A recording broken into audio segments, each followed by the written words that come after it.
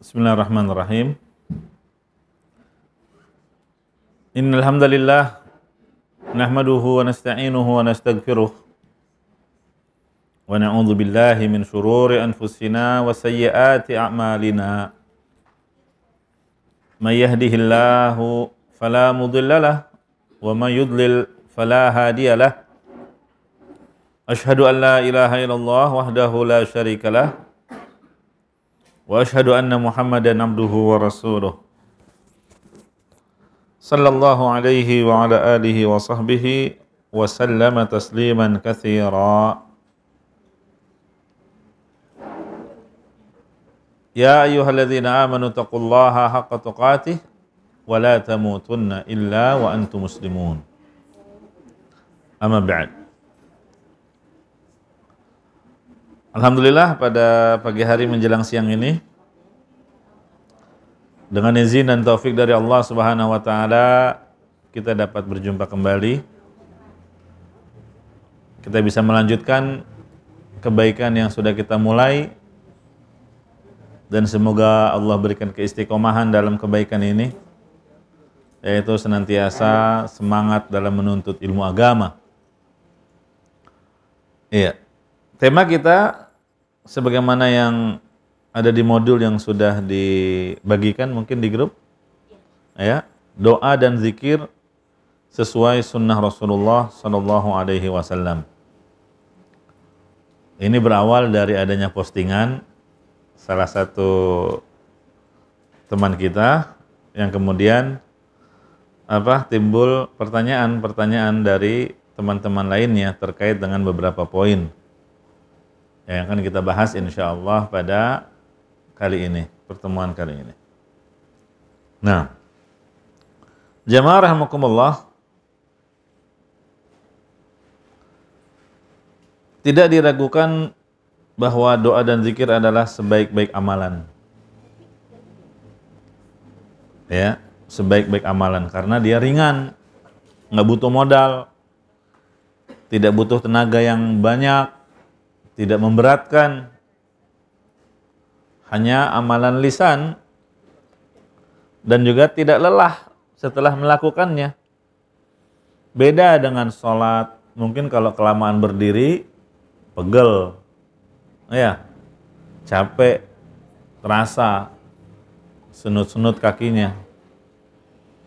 Ya, apalagi kalau qiyamul lail di 10 akhir Ramadan dan imamnya panjang bacaan. Ya, bacaannya panjang, itu udahannya biasanya apa? Terasa capek kaki. Atau umroh, apalagi haji. Nah, ini ibadah-ibadah yang kalau selesai mengerjakannya kita merasa lelah.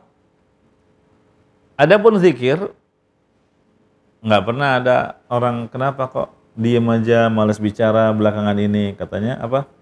Lelah berzikir. Nggak ada. Kenapa? Karena zikir adalah amalan yang ringan, tidak butuh modal, tapi juga sesudahnya tidak mengakibatkan kelelahan. Jadi zikir dan doa ini sebaik-baik amalan yang digunakan oleh seorang hamba dalam rangka taqarrub, mendekatkan diri kepada Allah Subhanahu wa taala, mengisi waktu-waktu yang kita lalui, apalagi waktu khusus seperti yang tadi di ayat yang dibacakan, bukratan wa asila. Zikir pagi, zikir petang. Iya. Dan Nabi SAW senantiasa berzikir pada semua keadaannya. Jadi perintah dalam Al-Quran agar kita melakukan suatu ibadah dengan sebanyak-banyaknya itu cuma satu, yaitu zikir. Ya ayyuhalladzina amanu dzkurullaha dzikran katsira. Cuma itu aja. Hai orang-orang beriman, berzikirlah sebanyak-banyaknya. Ada nggak perintah lain? Misalnya sholatlah dengan redaksi, sholatlah sebanyak-banyaknya. Nggak ada. Puasa pun demikian, puasalah sebanyak-banyaknya. Sedekahlah sebanyak-banyaknya. Nggak ada. Yang ada hanyalah perintah berzikir sebanyak-banyaknya. Ini menunjukkan keistimewaan ibadah yang disebut dengan zikir. Iya. Silakan dibaca dari modul yang kita sudah berikan. Dimulai dari siapa, Bu Mahada? Dari Bu Anina. Boleh. Silakan Bu Anina yang terdekat dengan mic. Doa dan zikir adalah kunci semua kebaikan. Ketahuilah bahwa doa dan zikir adalah kunci semua kebaikan yang akan diraih oleh seorang hamba di dunia dan di akhirat. Sebagaimana dikatakan oleh Ibnu Qayyim rahimahullah dalam Al-Fawaid halaman 127. Artinya dia Pak ya? Iya. Bila mana Allah memberikan kunci ini kepada seorang hamba, berarti Allah hendak membukakan pintu kebaikan di dunia. Dan bila mana Allah menahannya, niscaya pintu kebaikan tetap tertutup untuknya. Nah, ini yang pertama yang harus kita pahami, bahwa doa dan zikir itu kunci semua kebaikan yang akan diraih oleh seseorang. Kan kita semua ingin meraih kebaikan. Begitu bukan? Kebaikan dunia dan kebaikan akhirat tentunya lebih utama. Maka kunci untuk meraih kebaikan itu adalah dengan zikir. Sebagaimana dikatakan oleh Imam Ibnu Qayyim rahimahullah, "Famata a'tallahu al-'abda hadzal miftah faqad arada yaftah lahu." Bila mana Allah memberikan kunci ini kepada hamba, berarti Allah hendak membuka pintu kebaikan bagi hamba tersebut. Artinya apa?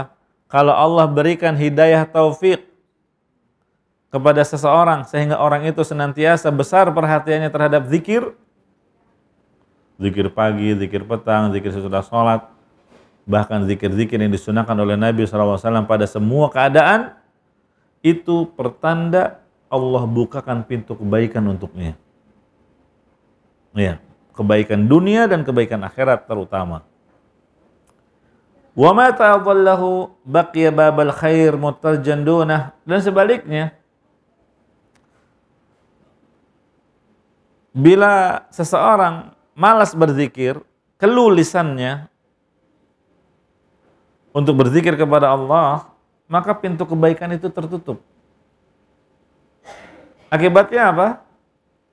Orang yang malas berzikir, ya hatinya penuh dengan kerisauan, kegalauan, galau terus hatinya, ya pikirannya pun demikian, gelisah jiwanya, lemah tekad dan kemauannya, dan dampak-dampak buruk lainnya. Adapun orang yang senantiasa berzikir, itu kebalikannya, hatinya akan menjadi tenang, tentram, bahagia, lapang.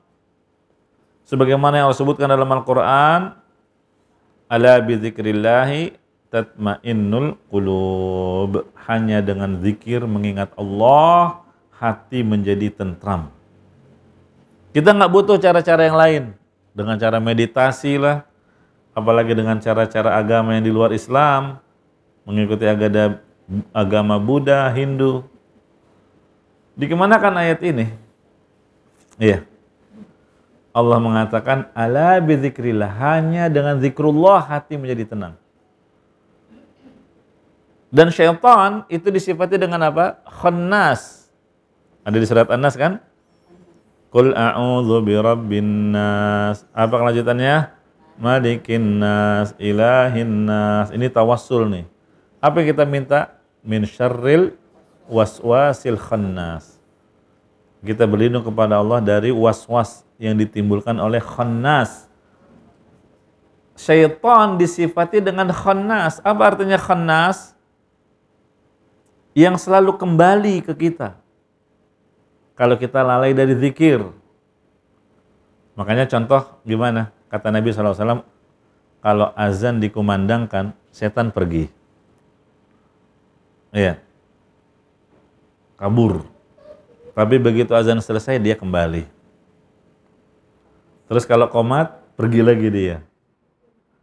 Tapi nggak selamanya. Qomat selesai, kembali lagi dia. Begitu sifatnya. Jadi salah satu cara untuk mengusir syaitan dan mengekangnya adalah dengan zikir. Jadi dia itu mantau terus, mengamati kita terus. Dia ngumpet. Kalau kita berzikir, dia terus mengumpat. Sembunyi dia, memantau saja, nggak menyerang. Tapi manakala kita lalai dari zikir, dia pun menyerang, menimbulkan was-was, bisikan-bisikan. Jelas? Nah, makanya hati menjadi tentram hanya dengan zikrullah. Oleh karena itu, doa dan zikir ini memiliki posisi yang sangat agung, posisi yang sangat tinggi dalam agama kita dan juga dalam jiwa kaum muslimin ya. Buktinya apa? Banyak sekali buku-buku doa dan zikir yang beraneka ragam dan ternyata mendapatkan sambutan di tengah kaum muslimin. Ya, cuma sayangnya ya gitu, harus selektif. Ya, sampai ada orang-orang yang jualan buku doa dan zikir keliling gitu kan. Ada yang diiringi dengan gambar, ya. Nah, makanya harus berhati-hati, selektif.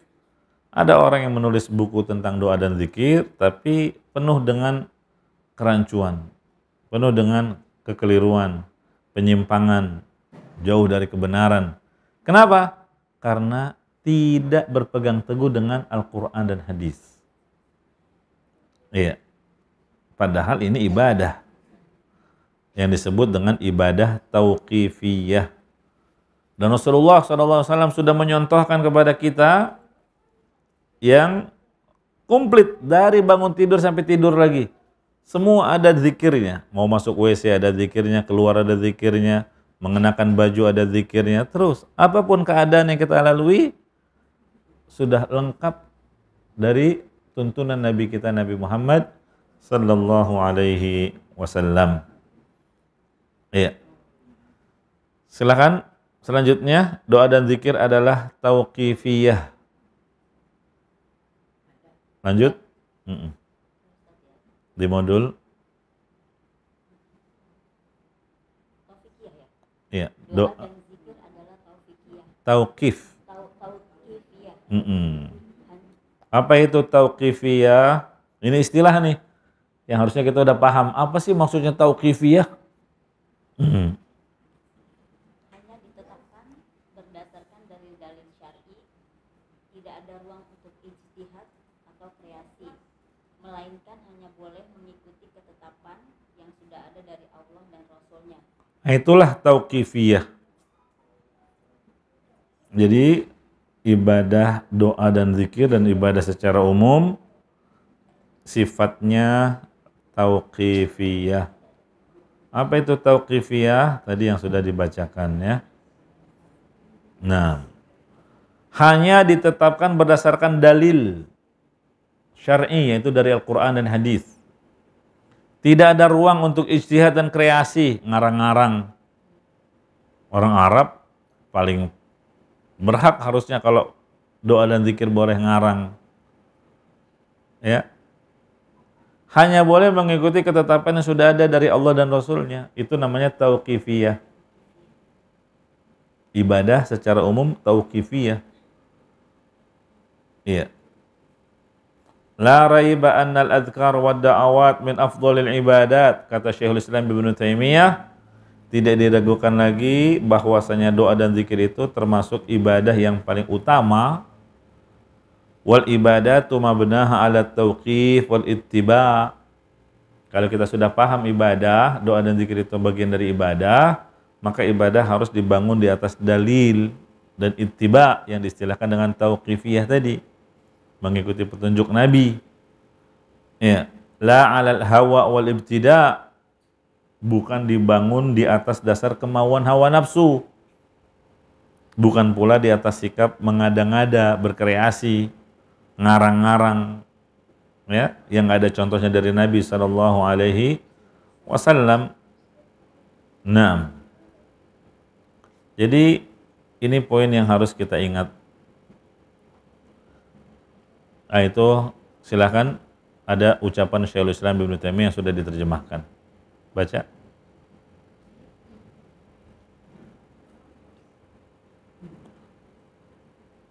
Syekhul Islam Ibnu Taimiyah rahimahullah berkata, tidak diragukan lagi bahwasanya doa dan zikir adalah termasuk di antara ibadah-ibadah yang paling utama.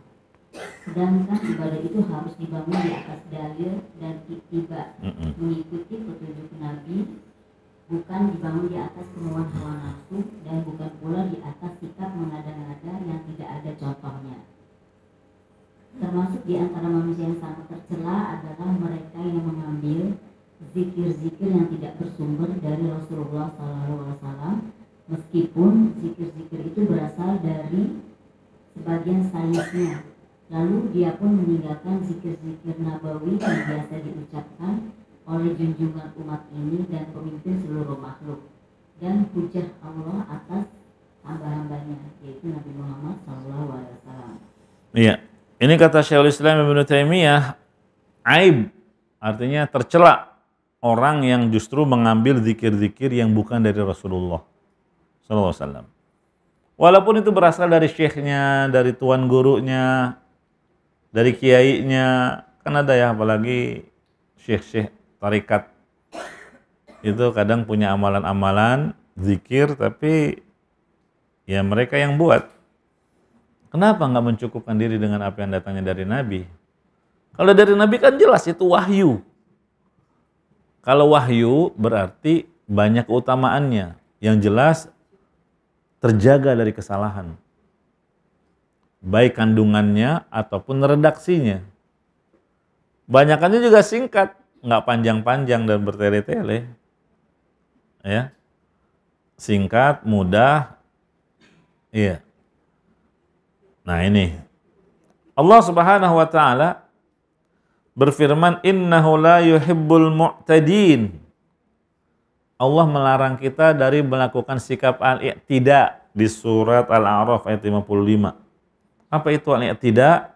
Sikap melampaui batasan syariat dalam hal apapun, dalam ibadah secara umum, apalagi dalam hal doa dan zikir. Ya, ada orang yang semangatnya terlalu berlebih tapi tidak didasari dengan ilmu, akhirnya melampaui batas.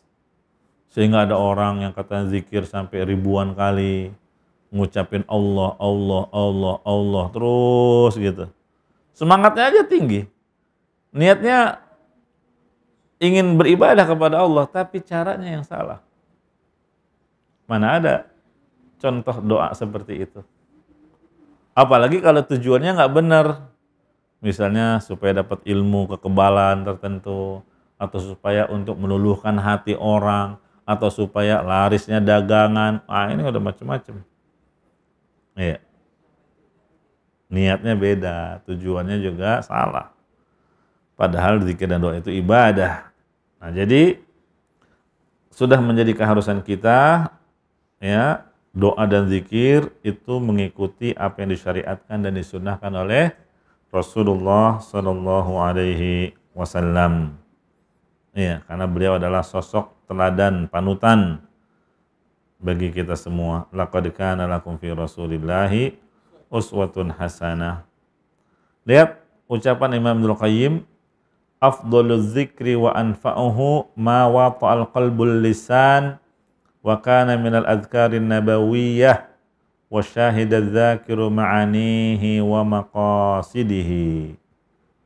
Ya, silakan baca. Imam Ibnu Qayyim berkata,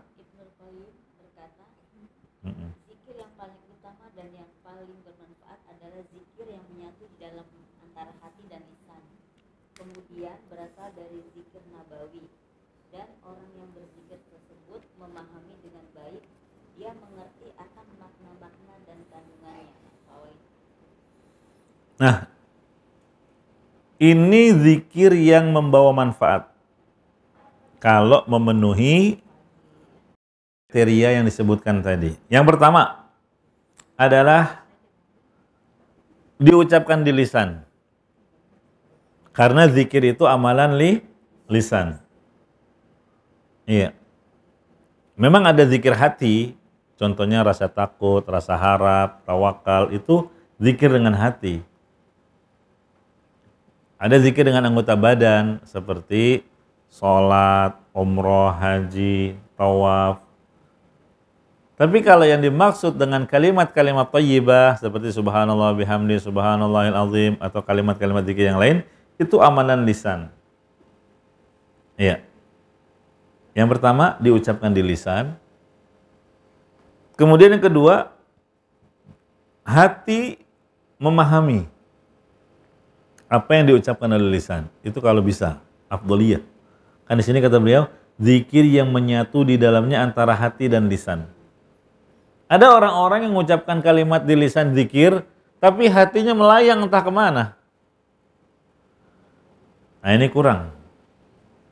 Yang betul-betul bermanfaat itu, kalau lisannya mengucapkan la ilaha illallah misal, hatinya betul-betul memahami tidak ada Tuhan yang berhak disembah kecuali hanya Allah.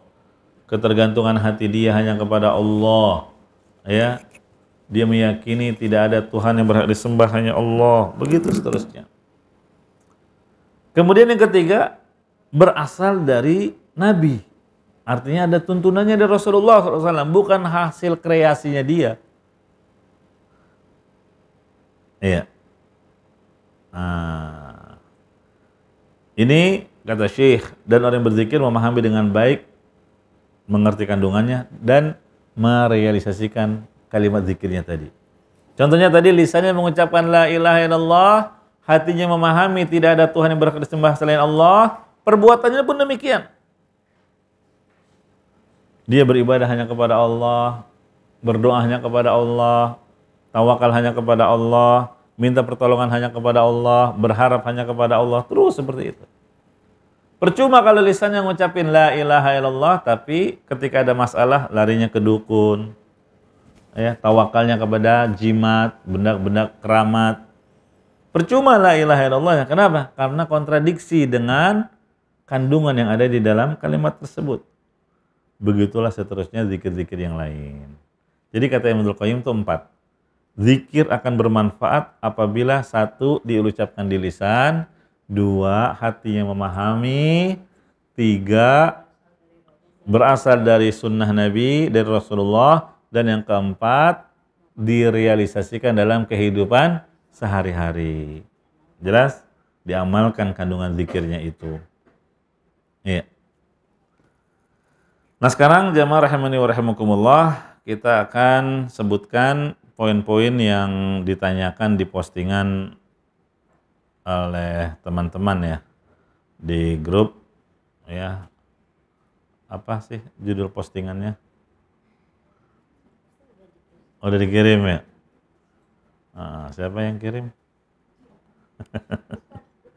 Oh bukan. Oh, ini. Subhanallah, ternyata sebodoh itu aku sebelum mengenal manhaj salaf. Yang pertama, ternyata sebelum makan cukup baca bismillah.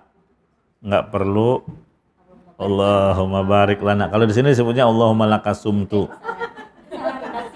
Bisa juga sih, ada juga emang kan kalau buka puasa. Nah ini yang pertama ya, poin nomor 1 di postingan itu, ada yang bertanya, itu gimana maksudnya? Ya. Nah, yang ini kita bahas. Silakan dibaca doa sebelum makan itu apa betul cuma bismillah? Selama ini yang kita tahu suruh baca Allahumma barik lana fima rozaqtana wa qina adzabannar. Apalagi kalau makan bersama keluarga di meja makan, biasanya suruh giliran ya. Ayo pimpin doa. Kalau kemarin abang, sekarang adik, coba. Itu kan kelihatannya Masya Allah keluarganya islami banget gitu ya. Nah, ya niatnya baik. Mereka tuh sebetulnya ingin menerapkan ibadah kepada Allah. Tapi ya tadi, nggak cukup niatan yang baik. Tapi harus dibuktikan dengan cara yang benar. Ya. Kalau semua berdasarkan niatan yang baik, berarti Robin Hood benar itu. Robin Hood kan maling ya. Ngerampok sana, ngerampok sini, terus dibagi-bagiin ke orang miskin. Nah, kalau dalam Islam dibenarkan nggak itu? Ya nggak boleh. Ya kayak penjarahan kemarin. Oh iya. Iya. Masa dibenarkan? Kan dia niatnya baik. Buat menyantuni yatim piatu, janda-janda miskin, orang-orang fakir. Makanya niat yang baik saja nggak cukup. Harus diwujudkan dengan cara yang Yang benar, cara yang benar itu cara yang sesuai dengan ajaran Islam. Nah, begitu juga dengan tadi soal zikir. Kan kelihatannya baik, Masya Allah, bagus sekali, Islami sekali itu keluarga. Setiap kali mau makan selalu ada yang mimpin doa. Allahumma barik lana fima razaqtana wa qina adzabannar. Nah sekarang bagaimana yang diajarkan oleh Nabi SAW? Ternyata cukup membaca Bismillah. Ya, silakan dibaca nomor 1. Doa sebelum makan sampai selesai.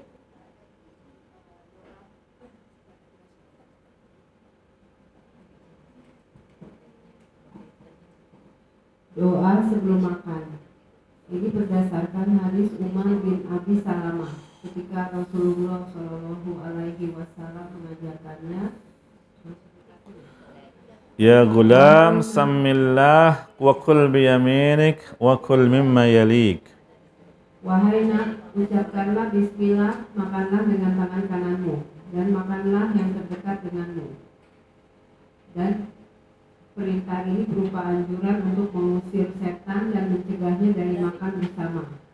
Dan dikatakan sunnahnya ini adalah sunnah kifayah, yaitu jika sebagian sudah ada yang mengucapkannya, maka gugur bagi yang lain kesunahan membaca basmalah. Baik. Jadi Allahumma barik lana fima razaqtana wa qina adzabannar itu bukan hadis yang sahih. Ya, bukan dari Nabi Shallallahu Alaihi Wasallam. Iya. Ternyata Nabi cukup mengatakan ya gulam. Jadi Nabi pernah melihat ada anak ikut makan, tapi dia mau langsung makan aja. Terus tangannya ngambil ke sana kemari yang jauh-jauh. Nabi ajarkan adab makan, samillah, ucapkan bismillah. Wakul biyaminik, makan pakai tangan kanan. Karena ini caranya yang dibenarkan. Kalau kiri caranya syaitan. Maksudnya kalau kamu makan pakai tangan kiri, maka syaitan akan ikut makan. Apalagi nggak baca bismillah. Iya. Setan bisa ikut makan bersamamu. Sehingga kamu punya andil. Kenapa setannya kuat menggoda? Ya karena kamu bikin dia kenyang, ngasih makan terus. Wa kul mimma yalik, makanlah makanan yang terdekat. Iya. Kalau ternyata yang dekat nggak mau, bukan itu yang dia mau, minta tolong diambilkan, bukannya tangannya yang kesana kemari. Tapi yang menjadi sisi pendidikan kita adalah samillah, ucapkan bismillah. Simple. Ini namanya tasmiyah. Tasmiyah itu beda dengan basmalah. Bedanya apa? Kalau basmalah komplit, lengkap, bismillahirrahmanirrahim. Kalau tasmiyah, bismillah saja. Ya. Sampai seperti itu. Ittiba'nya kepada sunnah Nabi SAW. Tidak menambah, melebihi apa yang Nabi ajarkan. Gitu ya. Walaupun ada sebagian pendapat, nggak apa-apa kalau ditambah bismillahirrahmanirrahim. Iya. Tapi pada sebagian keadaan tidak. Contoh ketika menyembelih, itu cukup bismillah. Ya, mau motong ayam, motong kambing, apapun. Bismillah. Boleh ditambah kalau Idul Adha, bismillahi Allahu Akbar. Gitu kan. Ini ada hikmahnya, kenapa nggak disebut Ar-Rahman Ar-Rahim? Ya nggak cocok. Ar-Rahman Ar-Rahim kan artinya maha pengasih, maha penyayang. Disebut nama Allah yang maha mengasihi dan maha menyayangi, tapi perbuatannya nyembleh. Nggak cocok ya kan? Kontradiksi. Nah, makanya itu mungkin di antara hikmahnya. Kenapa hanya bismillah tanpa menambah Ar-Rahman dan Ar-Rahim. Iya. Ini terkait dengan postingan nomor 1. Ya. Ternyata sebelum makan cukup baca bismillah, ya iya. Karena itu yang diajarkan oleh Nabi. Nggak perlu Allahumma lakasumtu. Oh, ini kalau untuk puasa. Kalau Allahumma lakasumtu gimana? Ya memang ada tuh terkait dengan doa buka puasa. Itu nomor 2. Lanjut. Ada beberapa redaksi ya, doa berbuka puasa. Yang pertama, zahabad dhama'u wabtallatil uruqu wa thabatal ajru insyaallah. Artinya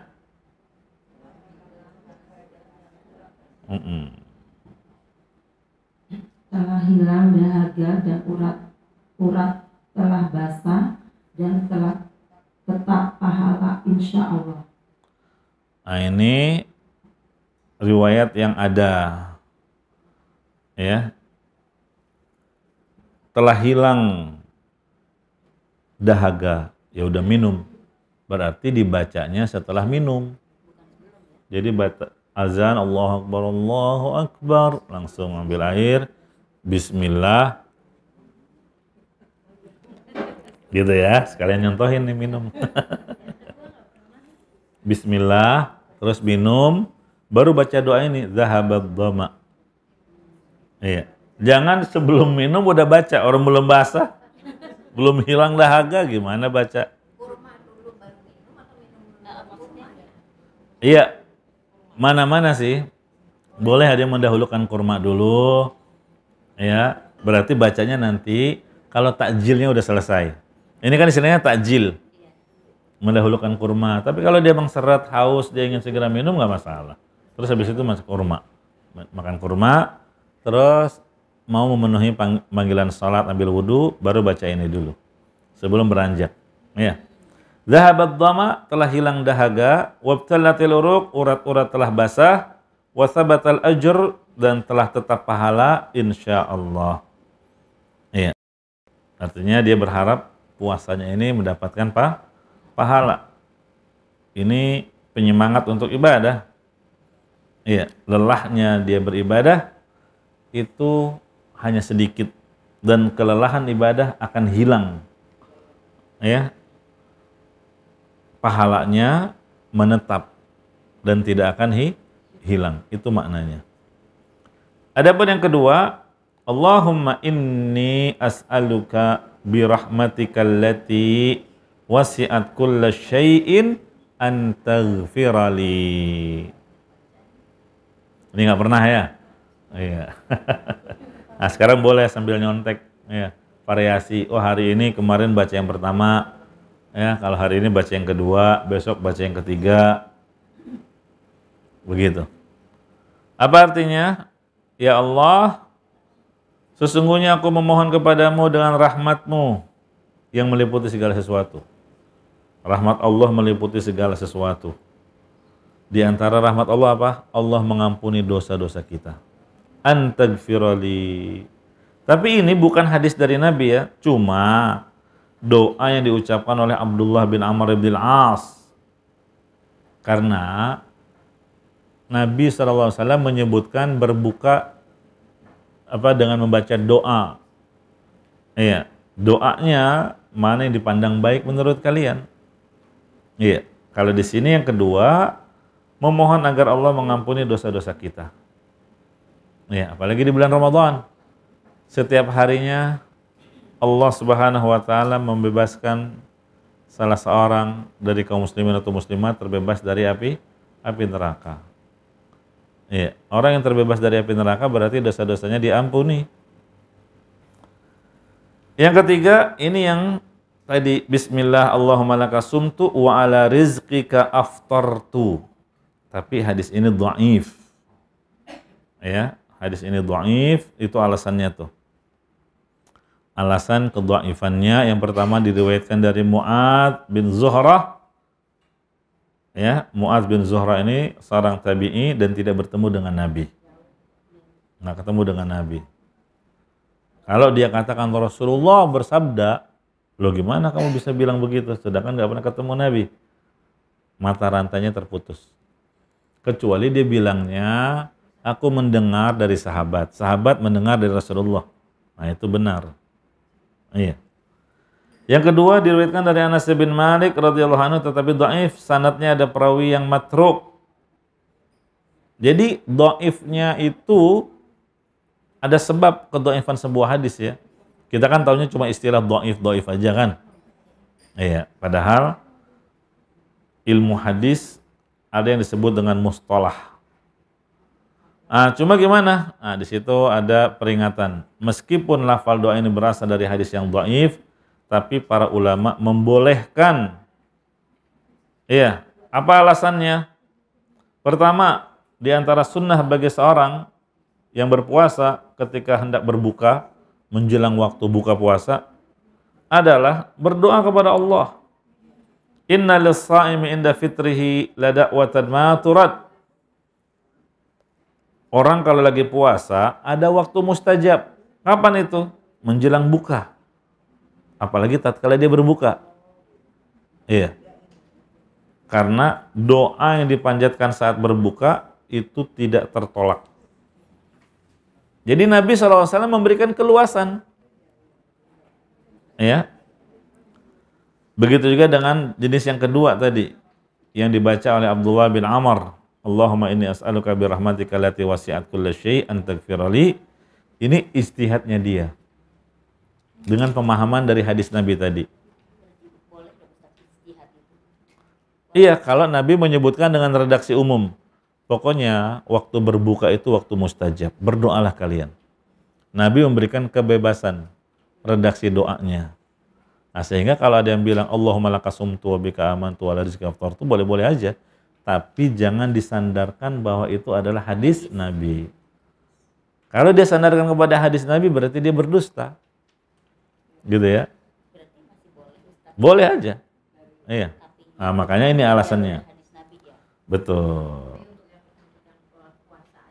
Betul. Artinya karena ada dasarnya dari Rasulullah, Nabi mengatakan ketika menjelang buka puasa berdoalah kalian. Nabi tidak menentukan dengan redaksi doa khusus. Ya, jadi bebas mau berdoa apa saja. Itu doanya berarti ya? Iya. Doanya ya. Iya. Begitu ya. Itu keterangannya yang ditulis di situ. Ustaz, mau tanya dong sebentar. Ini yang tadi yang hadis itu datang dari 2 jalur. Jadi ada apa Sunan Abu Daudnya 2358. Berarti kalau itu kan berarti hadis ya? Bukan? Apa? Oh, memang nomor enggak semua itu hadis Nabi SAW pengumpulannya Abu Dawud. Iya, riwayat-riwayat dari para sahabat saja. Nah, ya. Nah, disebut dengan istilahnya hadis, padahal enggak mesti itu ucapan Rasulullah SAW. Iya, tapi itu buku kumpulan-kumpulan hadis. Nah, di dalamnya ada periwayatan dari sahabat, ada ucapannya tabi'in, begitu. Walaupun ada macam derajatnya sahih. Iya, betul. Enggak semuanya itu sahih dari Nabi SAW. Makanya Imam Al-Bukhari, beliau berusaha mengumpulkan yang sahih-sahih saja. Disebut Sahih Bukhari. Itu pun ternyata ada aja yang lemah. Namanya manusia, karya tulisnya nggak ada yang sempurna. Yang sempurna hanyalah Al-Quran. Iya. Iya.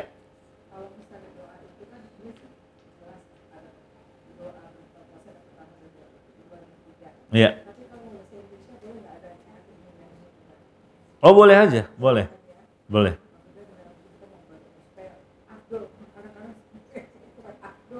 Iya, betul. Jadi waktu berbuka puasa itu bukan hanya puasa Ramadan. Puasa sunnah, mau Senin Kamis, puasa Daud, puasa Yaumul Bid. Tapi kalau sudah maghrib, batalkan dulu.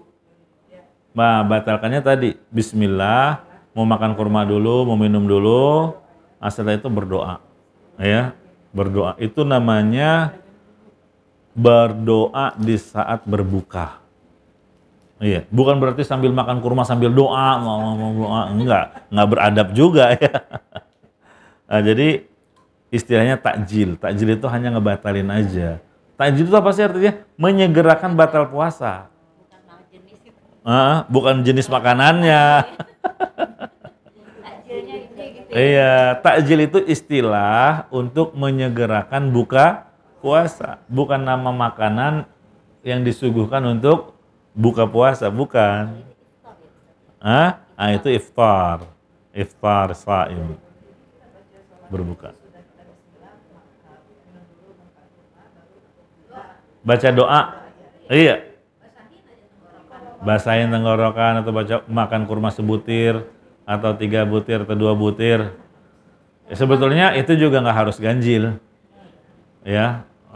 Yang ganjil itu khusus untuk Idul Fitri, yang menuju lapangan itu yang riwayat disunahkan ganjil. Kalau buka puasa nggak ada, gitu ya. Mau satu, mau dua, iya. Tapi kalau anjuran kurma iya. Kalau nggak ada baru air putih. Apa? Ada sunnahnya? Oh enggak harus ganjil. Yang ada anjuran ganjil itu untuk buka apa? Untuk Idul Fitri. Ya. Sarapannya pakai kurmanya ganjil. Ini ada di buku rata. Pokoknya sunnahnya semuanya ganjil. Padahal enggak. Yang disebutkan Rasulullah memakannya ganjil itu ketika Idul Fitri.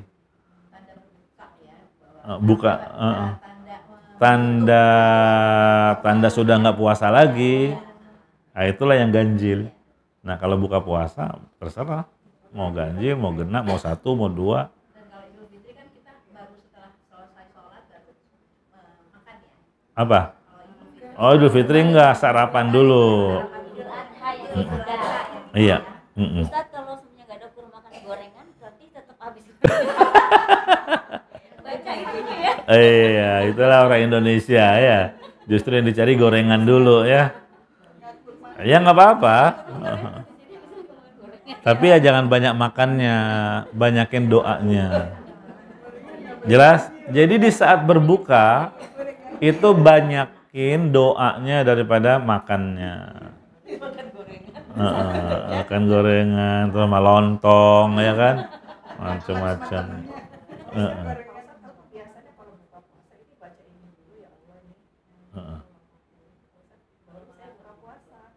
Itu sebelum sambil menunggu. Jadi bisa sebelum, misalnya sebelum nih, 5 menit lagi menjelang maghrib, doa, begitu udah azan, jangan terusin doanya, batalin dulu, setelah batal baru baca tadi, zahabat dhamma talatil uruq wa thabatal ajr insyaallah, terus dia berdoa kepada Allah. Nah doanya dengan doa-doa yang ada di sini, yang dicontohkan oleh salaf boleh, atau dengan pertanyaan ibu, enggak saya mau pakai bahasa Indonesia aja. Iya, boleh. Karena sudah dibuat daftarnya juga nih. Nanti tinggal di checklist, yang ini udah, yang ini udah. Boleh, Bu. Ya.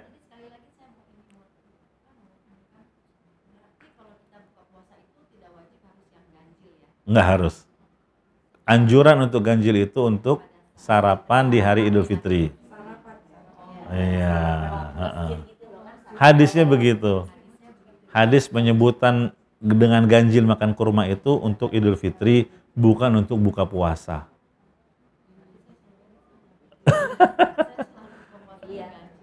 Iya. Karena melihat keumuman hadis, innallaha witrun yuhibbul witr. Ada orang melihat keumuman hadis ini, Allah itu ganjil, menyukai yang ganjil. Nah, sehingga dipahami ini berlaku untuk semua. Ternyata bukan itu yang dimaksud. Ya. Maksudnya Allah itu ganjil, Allah itu esa. Dan Allah menyukai orang-orang yang mengesakan Allah dalam ibadah. Begitu. Bukan berarti Allah suka kepada bilangan yang ganjil. Allah suka sama yang ganjil-ganjil. Repot juga nanti. Bukan itu artinya. Esa. Witir itu esa. Qul huwallahu ahad. Ya. Jadi innallaha witrun maksudnya itu. Allah itu esa. Ya. Nah, wallahu a'lam. Ya itu ijtihadiyah Ibu ya. Kalau saya lebih condong kepada pendapat bahwa yang disunahkan ganjil itu untuk Idul Fitri. Adapun buka puasa nggak ada sunnahnya makan kurma ganjil. Ya. Lanjut. Kalau yang di postingan apa di sini belum sholat atau puasa nggak perlu melafalkan niat usolli atau nawaitu. Nah ini terkait dengan niat. Apakah niat harus dilafalkan? Kan nomor 2 gitu tuh ya. Ternyata nggak perlu melafalkan usolli, atau kalau mau puasa nawaitu shauma godin an adai fardhi syahri ramadhana hadhihi sanati lillahi apa? Lillahi ta'ala ya. Silakan dibaca. Apakah niat itu harus dilafalkan?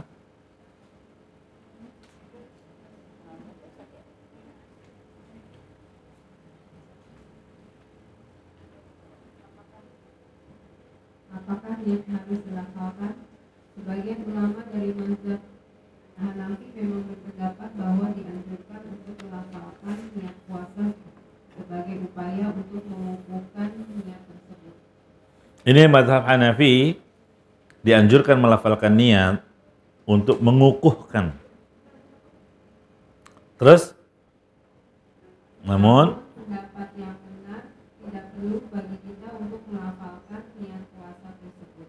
Karena tanpa melafalkannya pun, seseorang yang menyetel alarm untuk membangunkannya sahur sudah bisa menunjukkan bahwa ia telah berniat untuk berpuasa esok hari. Dan Allah Maha mengetahui isi hati kita. bahkan Bahkan kita katakan tidak melafalkan niat puasa lebih mendekati sunnah, karena tidak ditemukan satu riwayat pun bahwa Nabi Muhammad dan para sahabat melafalkan niat. niat. Itu kata Syekhul Islam Ibnu Taimiyah, wan niyatu mahalluhal qalbu bittifaqil ulama fa inna wa biqalbihi wa lam yatakallam bilisanihi ajza'athu niyyah bittifaqihim. Niat itu letaknya di hati berdasarkan kesepakatan ulama. Jika seseorang berniat di hatinya tanpa dia lafalkan dengan lisan, udah cukup. Ya. Nah sekarang pahami definisi niat.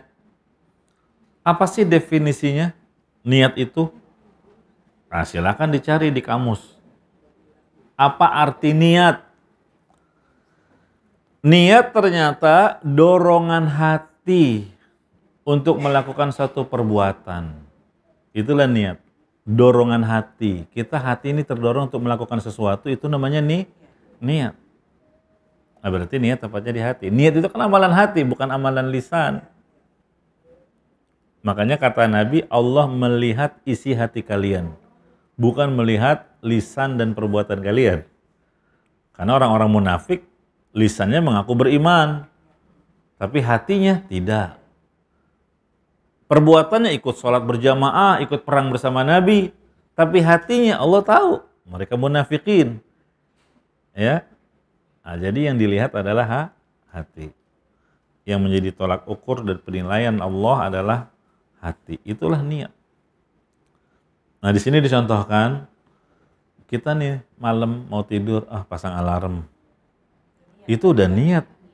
Besok mau puasa. Atau dia pasang alarmnya jam berapa? Kalau jam 2, berarti dia mau tahajud, ya kan? Kalau niatnya mau sahur, mungkin dia pasang alarmnya jam 4 atau setengah 4. Iya. Apalagi udah pesan, atau malamnya udah nyiapin makanan buat sahur, itu udah niat. Ya udah pesan GoFood, itu udah niat, ya. Jelas, itu bukan cuma puasa. Semua. Apapun. Ya. Nah, sholat juga nggak perlu usolli, sholat apa gitu. Kenapa? Kamu dengan mendengar azan terus ngambil air wudhu ke kamar mandi, itu udah niat. Ya kan? Mau ngapain kamar mandi? Ya mau wudhu, mau ngapain? Ya mau sholat lah. Nah itu udah niat, gitu kan? Nah, jadi yang namanya niat itu dorongan hati. Ibu-ibu datang ke sini pasti punya niatan. Nah, terus misalnya tiba-tiba lagi duduk ada yang beranjak pergi, pasti punya niat mau ngapain? Oh mungkin mau ngangkat telepon, mau balas WA, atau mau ke toilet, ada niat kan?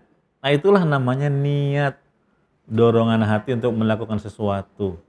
Sebetulnya selagi kita waras, hampir tidak ada perbuatan yang tanpa niat, kecuali ngigau. Ngigau itu tanpa niat. Atau sarafnya udah terganggu, teplok gitu sebelah. Ada orang sebelahnya ketabok-tabok, aduh apa sih kamu nabokin aku? Enggak ada niatan untuk nabok kamu. Tangan saya udah refleks, sarafnya udah bermasalah, makanya jangan di situ, gitu ya. Enggak niat, apakah berdosa dia? Ya enggak, jangan dibalas juga. Iya. Ada juga orang sebentar tuah, gitu kan ludah. Nah, yang di sebelahnya kena ludah terus nanti. Iya, dia nggak niat meludahi orang sebelah. Karena apa? Ada gangguan aja. Sarafnya nggak niat. Jelas? Nah berarti kalau orangnya masih waras, sehat, hampir semua perbuatan kita pasti ada nih niat. Jelas? Nah dengan memahami definisi niat, maka kita sudah paham, oh berarti nggak harus dilafalkan. Iya.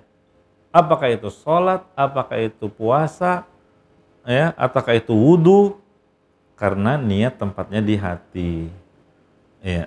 Kita ke kamar mandi terus buka keran, kan bisa membedakan antara mau cuci tangan dengan mau berwudu. Iya, ke wastafel karena habis makan. Iya, terus pakai sabun. Mau ngapain? Mau wudu? Bukan, cuci tangan. Ya, kan udah ketahuan. Nah, beda kalau dia mau berwudu. Jelas? Nah, itulah yang dimaksud poin nomor 3 di sini. Kalau yang digambar nomor 2 ya. Ternyata sebelum sholat atau puasa nggak perlu lafalkan niat. Itu berarti kalau yang niat usul itu berarti dari kapan Ustaz ya? Pasti kan nggak diajarkan Nabi, para sahabat gitu. Itu Oh, dari kesalahpahaman muridnya Imam Syafi'i. dari Imam Syafi'inya bukan ke Imam Syafi'i. Bukan. Jadi kan orang-orang yang melafalkan niat mengklaim kan saya mazhabnya Syafi'i. Iya. Dalam mazhab Syafi'i niat itu dilafalkan. Ya, itu kesalahpahaman murid. Ada salah satu murid, sebenarnya murid junior, ya, dia baru terus ikut majelisnya Imam Syafi'i. Kebetulan ketika itu Imam Syafi'i sedang menjelaskan tentang masalah ihram. Ihram untuk haji dan umroh. Ini kan amalan pertama kan? Ihram itu kalau laki-laki kan ditandai dengan 2 helai kain. Tapi apakah setiap laki-laki yang memakai kain ihram berlaku larangan ihram? Belum tentu. Misalnya ibu-ibu di Madinah, ada laki-laki sudah pakai kain ihram malah motong kuku. Padahal kan di antara larangan ihram nggak boleh potong kuku. Jangan ditegur, pak kan sudah pakai kain ihram nggak boleh potong kuku. Bu, saya baru pakainya doang ini. Iya, kenapa? Orang bilangnya belum niat ihram. Nanti Bu, saya di miqat kalau sudah niat ihram. Apa tuh niat ihramnya maksudnya? Mengucapkan ihlal sebetulnya, bukan niat ihram, niat ihram. Orang kita bilangnya niat ihram, tapi istilahnya ihlal, yaitu mengucapkan labbaik Allahumma umroh. Kalau buat umroh. Kalau haji, labbaik Allahumma hajjan. Ini ihram, berlakulah sejak dia mengucapkan ihlal tadi larangan-larangan ihram. Nggak boleh potong kuku, nggak boleh bercumbu, dan seterusnya. Nah kata Imam Syafi'i, ketika orang mau umroh atau haji, di miqat ternyata dia ketiduran di bis, tidur gitu ya. Dia nggak mengucapkan ihram. Ya, begitu sudah sampai Mekah, dia baru terbangun. Iya. Sehingga dia baru berucap labbaik Allahumma hajjan, labbaik Allahumma umratan kalau umrah. Itu kata Imam Syafi'i sah umrohnya dan hajinya. Beda dengan sholat yang tidak sah tanpa melafalkannya. Nah ini kaitannya dengan sholat. Sholat kan ada ihram juga, yaitu dengan takbir, makanya disebut takbiratul ihram. Allahu Akbar. Dengan takbir menjadi haram, berlaku larangan-larangan, nggak boleh minum, nggak boleh ngangkat telepon, nggak boleh balas WA, iya kan? Kalau sudah Allahu Akbar, nggak boleh bicara. Selama ibu, walaupun sudah berdiri di shaf berjamaah, tapi selama belum takbir masih boleh. Baru mau takbir tiba-tiba ada WA, balas dulu deh, saya mau sholat, gitu kan? Masih boleh? Boleh. Atau ada telepon masuk, diangkat. Sebentar ya, nanti saya telepon habis sholat. Masih boleh? Boleh. Gitu kan? Nah, tapi kalau sudah Allahu Akbar, nggak boleh lagi. Walaupun yang manggil adalah ibu. Ya. Nggak boleh membatalkan. Hah? Nggak boleh membatalkan. Oh, membatalkan. Tergantung. Kalau sholatnya sholat sunnah, boleh.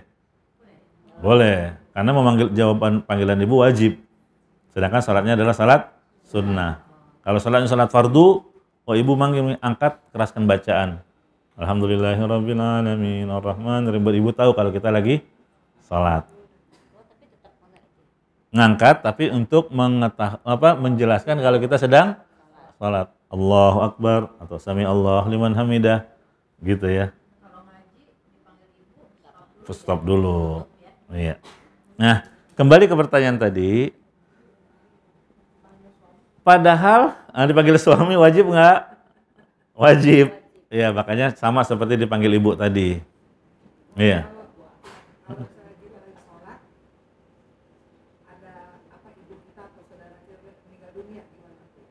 Kenapa? Salat wajib. Ya terusin.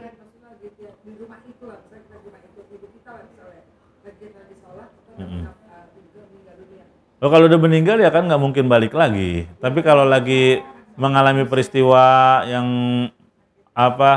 sakit butuh pertolongan segera, boleh dibatalkan. Tapi nanti diganti, gitu ya. Kalau memang itu emergensi sifatnya, ya ada uzur. Tapi kalau sudah meninggal, si emak udah nggak ada, ya terusin sholat kita, karena nggak mungkin kita menolong orang yang sudah mati, nggak bisa mengembalikan dia, jelas. Nah kembali ke tadi, kenapa kok ada orang mengklaim mazhab Syafi'i melafalkan niat? Karena tadi Imam Syafi'i bermaksud kecuali salat tidak sah tanpa melafalkannya. Apa yang dimaksud melafalkan? Melafalkan Allahu Akbar, ihram. Nah si murid memahami melafalkan niat, gitu. Padahal yang dimaksud Imam Syafi'i bukan melafalkan niat, tapi melafalkan Allahu Akbar, takbiratul ihram, gitu. Misal ada orang buru-buru, dia mengejar imam yang sedang ruku, dia langsung tanpa takbiratul ihram, nggak sah kata Imam Syafi'i karena dia nggak melafalkannya. Beda dengan umroh dan haji, ketika di mikot dia tidak mengalafalkan ihlal, walaupun udah sampai Mekah, tetap sah umroh dan hajinya. Gitu ya perbedaannya. Nah, disinilah pentingnya melihat kepada pemahaman yang dimaksud. Makanya pemahaman murid Imam Syafi'i ini kalau nggak salah siapa namanya, saya lupa, disanggah oleh Imam Nawawi. Imam Nawawi kan muridnya Imam Syafi'i. Kata Imam Nawawi, bukan itu yang dimaksud oleh guru kami. Ya, bukan melafalkan niat, tapi yang dimaksud melafalkan takbiratul ihram. Jelas? Gitu. Ya. Lanjut yang keempat. Kalau yang di postingan ternyata setelah salam dalam sholat cukup astagfirullah, astagfirullah, astagfirullah tanpa hal azim. Jadi setelah salam, assalamualaikum warahmatullah, assalamualaikum warahmatullah. Kebanyakan orang kan astagfirullahalazim, astagfirullahalazim, astagfirullahalazim. Yang benar istighfar saja, astagfirullah, astagfirullah, astagfirullah. 3 kali. Emang kenapa sih tambahin al-azim? Memang salah? Emang nggak boleh? Bukan nggak boleh ngucapin astagfirullahalazim. Tempatnya bukan di situ. Kalau kamu di luar sholat, di luar waktu yang lain, boleh aja mengisi waktu-waktu kosongmu dengan astagfirullahalazim wa atubu ilaih, astagfirullahalazim. Boleh-boleh aja. Atau kaget melihat anak melakukan kesalahan, astagfirullahalazim. Nah, itu boleh aja. Boleh, nggak salah kalimatnya. Tapi kalau untuk setelah sholat, yang Nabi contohkan astagfirullah saja. Intinya, ibadah itu semakin mirip persis dengan yang Nabi lakukan, itu semakin afdal. Gitu ya. Itu yang semakin besar pahalanya. Kan astagfirullahaladzim lebih besar pahalanya. Kata siapa? Yang lebih besar pahalanya yang lebih mencocoki sunnah Nabi. Gitu. Sama misal sholat nih. Qobliyah subuh. Qobliyah subuh. Ada 2 orang masuk masjid. Qobliyah subuh. Si A sholatnya ringkas. Lebih cepat selesai. Si B lebih lama. Mungkin selisih 2 menit. Kalau orang awam melihat, wah, besaran pahalanya si B nih. Kenapa? Lebih lama berarti bacaan suratnya lebih panjang, ayatnya lebih banyak. Tapi dalam kacamata syariat bukan begitu. Iya, yang semakin mencocoki yang Nabi lakukan itu yang semakin afdal. Tanya ke si A, kenapa antum kok sholatnya lebih cepat dibandingkan sebelahnya si B? Padahal tadi mulainya bareng. Kata si A, oh saya bacanya cuma Al-Kafirun dan Al-Ikhlas setelah Al-Fatihah. Oh, pantas saja lebih cepat. Karena suratnya pendek, Al-Kafirun dan Al-Ikhlas. Kalau kamu B, oh kalau saya tadi sekalian murojaah hafalan katanya. lagi ngafal Al-Muluk katanya. Oh, terus rakaat kedua Al-A'la gitu ya. Oh. Nah, ini kan bukan ini yang dibaca Nabi dalam salat qobliyah subuh. Iya, Qul ya ayyuhal kafirun dan Al-Ikhlas. Dan ada surat lainnya juga, intinya cuma surat-surat pendek yang Nabi baca. Sampai kata Aisyah, istrinya Nabi yang sering memperhatikan qobliyah subuhnya Nabi, aku sampai bertanya-tanya, ini Rasul baca surat apa enggak sih? Seakan-akan cuma Al-Fatihah doang gitu loh. Karena saking cepatnya. Nah, itulah yang dicontohkan Nabi. Maka kita katakan si A lebih besar pahalanya daripada si B. Kenapa? Karena dia yang lebih sesuai dengan sunnah Nabi. Gitu. Kalau mau memperpanjang bacaan bukan di qobliyah subuh, tapi di tahajud, qiyamul lail. Itu yang Nabi contohkan panjang. Sampai bengkak kakinya malah Nabi kan. Begitu. Nah, inilah pentingnya kita memahami kaedah-kaedah agama. Ya. Kalau kita qobliyah ya, misalkan di rumah, itu kalau dekat, itu kalau mepet, biasanya kita akan qobliyah di Nggak dengar, pakai mic tanyanya. Iya, pertanyaannya qobliyah apa Bu? Subuh. Nyalain bisa kan? Cetek. Nah. Tes.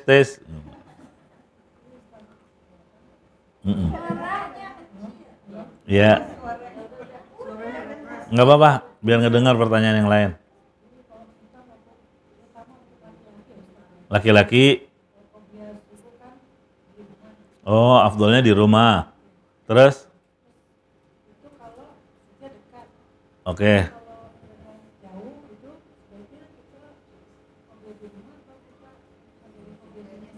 Oh ya, memang yang dicontohkan Nabi, qobliyah subuh itu di rumah.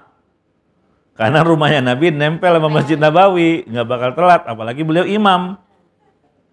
Nggak bakal ada yang komat kalau Nabi belum datang. Nah, kalau orang yang rumahnya jauh, kalau qobliyah di rumah akhirnya jadi masbuk, maka sebaiknya dia di masjid qobliyahnya. Gitu ya, supaya apa? Tidak jadi masbuk. Karena sholat berjamaah mengikuti imam sejak awal lebih afdol daripada yang masbuk. Apalagi ada keutamaan 40 hari sholat berjamaah di masjid bersama imam dari awal takbiratul ihram akan memperoleh 2 kebebasan. Terbebas dari api neraka dan terbebas dari sifat kemunafikan. Tapi ini 40 hari. Nggak ada yang bolong nih. Iya. Makanya disebut sholat arba'in. Sholat arba'in, kalau perempuan nggak ada kewajiban berjamaah. Gimana kalau dia ingin mendapatkan hal ini? Iya, wallahu alam. Tepat waktu mungkin di awal, ya.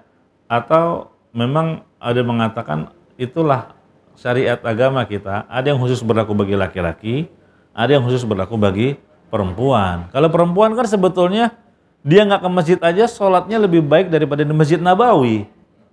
Itu kan udah besar banget, udah menang banyak perempuan. Iya kan? Bisa kapan aja begitu. Makanya ini untuk laki-laki. Begitu. Jelas, Bu? Jadi kalau dia qobliyahnya di rumah terus mengakibatkan masbuk, jangan di rumah. Ya. Ya.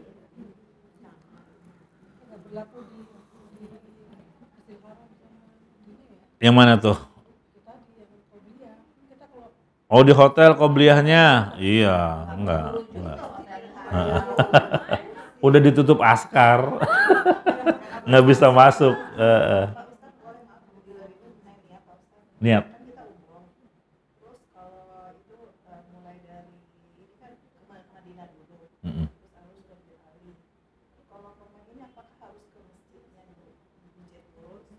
Oh, nggak harus. lewat aja, nggak apa-apa.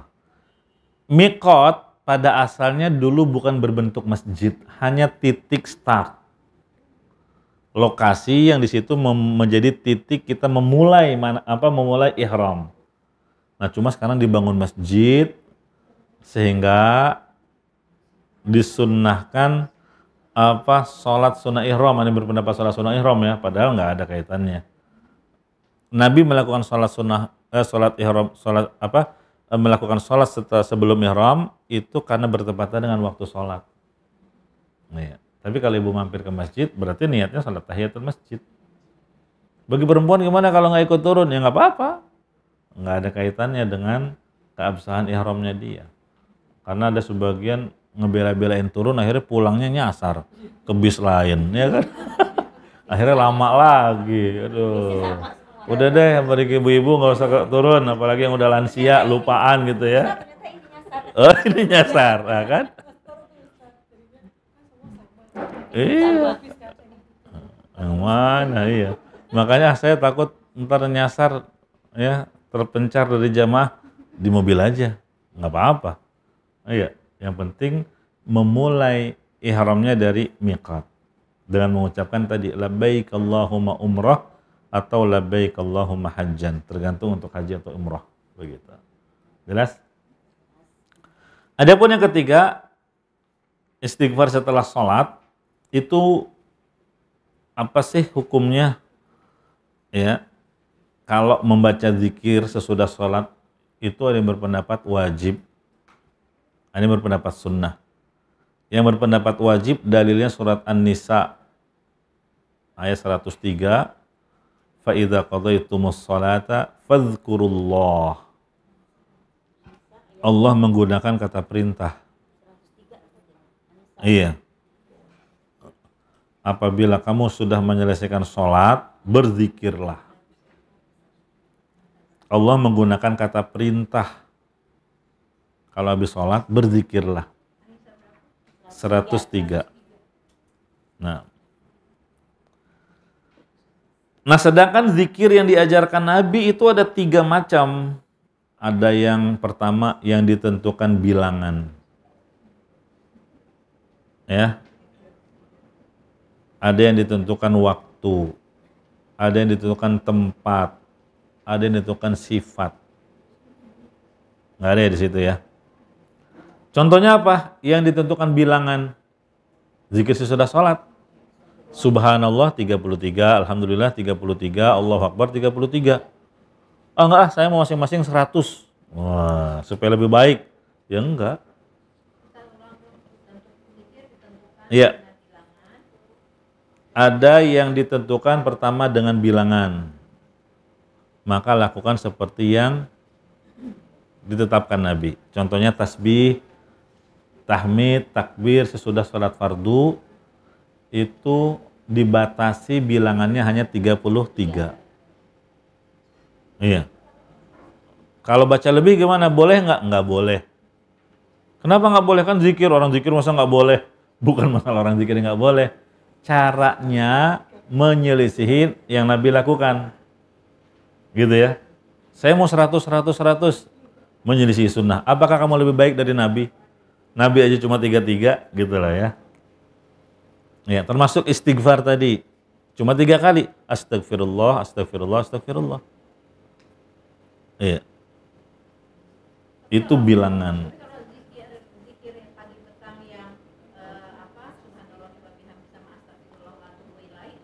Oh itu boleh, itu minimal. Penyebutan minimal. Minimal 100 kali kan disebutnya gitu. Kalau mau melamalkan lebih nggak apa-apa. Kalau ini beda sesudah sholat fardu. Yang kedua ditentukan waktu. Apa contohnya zikir yang ditentukan waktunya? Zikir ditentukan waktunya yang paling gampang takbiran. Kita boleh nggak takbiran sekarang? Allahu Akbar, Allahu Akbar. Emang lebaran gitu kan? Belum waktunya nih. Nabi orang bilang gitu kan? Berarti takbiran adalah zikir yang ditentukan waktu. Kapan itu waktunya? Ya tergantung Idul Fitri atau Idul Adha, ya kan? Kalau Idul Fitri setelah pemerintah mengumumkan 1 Syawal, hilal terlihat, baru takbiran. Sampai kapan? Sampai sholat Id ditegakkan. Kalau udah sholat, udah selesai. Nggak boleh lagi takbiran. Kalau Idul Adha lebih panjang. Setelah sholat subuh di hari Arafah, jadi habis puasa, sahur untuk puasa Arafah, sholat subuh langsung takbiran. Sampai akhir hari tasyrik. 4 hari berarti. 5 malah. Tanggal 9 subuh, 10, 11, 12, 13. Lebih lama kan? Begitu. Ini ditentukan waktunya. Apa lagi? Ya, ini ditentukan waktu. Ya, zikir pagi petang. Sekarang masih boleh nggak baca zikir pagi petang? Zikir pagi. Belum zuhur, masih boleh. Tapi kalau udah 15 menit sebelum zuhur udah habis. Afdolnya sebelum matahari terbit. Jadi curug ya. Iya, dari subuh sebelum matahari terbit harusnya udah selesai. Betul. Nah, adapun setelah matahari terbit sampai menjelang zuhur itu waktu jaiz, hanya boleh aja. Nggak terlarang. Ini menunjukkan apa? Waktunya dibatasi baca zikir pagi petang. Kalau sore ya setelah asar sampai matahari terbenam. Tapi kalau ternyata belum sempat baru malam boleh juga. Tapi kurang afdal. Iya. Itu yang kedua, yang dibatasi apa tadi? Waktu. Ada yang dibatasi tempat. Apa contohnya zikir yang dibatasi tempat? Artinya hanya boleh dilakukan di situ, nggak boleh di tempat yang lain. Apa? Talbiyah. Labbaik Allahumma labbaik, labbaik la syarika laka labbaik. Ini kan zikir. Boleh nggak kita baca di sini? Iseng-iseng murojaah atau mengenang waktu umrah haji. Labbaik Allahumma labbaik. Ya dikira, ada gangguan nih orang. Oh lain lagi. Ya kalau ngapalin boleh aja di rumah tapi jangan di tempat umum ya. Kenapa? Karena orang paham talbiyah itu bacanya di miqat sampai memulai tawaf kan gitu. Berarti dibatasi tempat. Yang tiga ya, ada yang sifatnya dibatasi sifatnya. Nah, contohnya adalah istighfar ini. Kan istighfar banyak tuh. Padahal yang paling afdol, yang paling top kalimat istighfar itu kan sayyidul istighfar. Allahumma anta rabbi la ilaha illa anta. Cocok nggak kalau habis assalamualaikum warahmatullahi assalamualaikum warahmatullahi Allahumma anta rabbi la ilaha illa anta. Kenapa? Katanya itu istighfar yang paling top, the best one itu. Nggak cocok. Kenapa? Karena zikir sesudah sholat itu termasuk yang dibatasi sifatnya. Sifatnya istighfar sesudah salam hanyalah istighfar astagfirullah, astagfirullah, astagfirullah. Gitu ya. Nah, mana dalilnya? Nah, silakan dibaca. Tuh dalilnya. Oh, dalilnya pas tulisan Arab tuh Bu. Baca terjemahnya aja deh. Nomor 4, istighfar setelah sholat. Itu dalilnya saya baca yang Arab dulu ya. Riwayat Muslim dari Thauban qal kana Rasulullah sallallahu alaihi wasallam idzan sharafa min salatihi istaghfara thalathan wa qala Allahumma antas salam wa minkas salam tabarakta ya dzal jalali wal ikram. Qala al-Walid ahad ruwatil hadits faqultu lil Auza'i kaifa al-istighfar? Qal taqul astaghfirullah astaghfirullah astaghfirullah. Itu yang dikasih warna merah sisi pendalilannya. Silakan dibaca artinya. Apabila Rasulullah Shallallahu Alaihi Wasallam selesai dari sholat fardu, beliau beristighfar 3 kali dan mengucapkan Allahumma antas salam wa minkas salam tabarakta ya dzal jalali wal ikram. Artinya, ya Allah, Engau pemberi keselamatan dan darimu keselamatan. Maha suci Engkau, wahai Tuhan pemilik keagungan dan kemuliaan. Ada yang bertanya pada Al-Auza'i, salah satu perawi hadis ini, bagaimana cara beristighfar? Al-Auza'i menjawab, caranya membaca astagfirullah, astagfirullah. Aku memohon ampun kepada Allah, aku memohon Iya 3 kali ya. Jadi si perawi hadis tanya, gimana istighfarnya Nabi? Lafal istighfar yang Nabi baca ketika itu apa? Maka Auza'i menjawab, Nabi hanya bilang astagfirullah, astagfirullah, astagfirullah. Begitu. Ya. Baru setelah itu Nabi melanjutkan dengan Allahumma antas salam wa minkas salam tabarakta ya dzal jalali wal ikram. Kok nggak ada fahayyin Nabi salam? Karena ada yang panjangan ya. Allahumma antas salam wa minkas salam fahayyina rabbana bis salam wa ilaika ya'udus salam. Ini iya.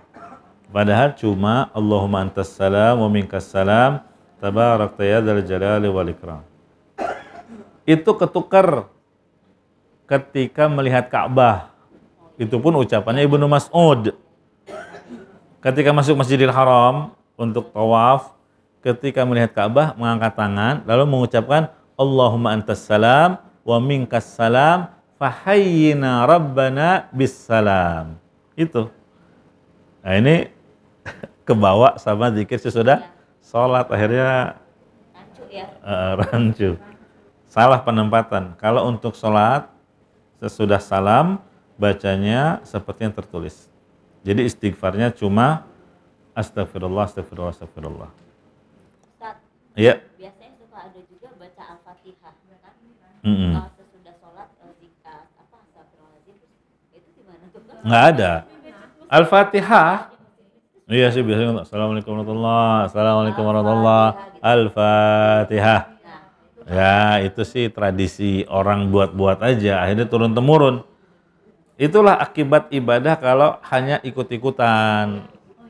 Ya, padahal yang dicontohkan Nabi setelah salam dari salat adalah istighfar. Iya, tapi itu menyelisih sunnah.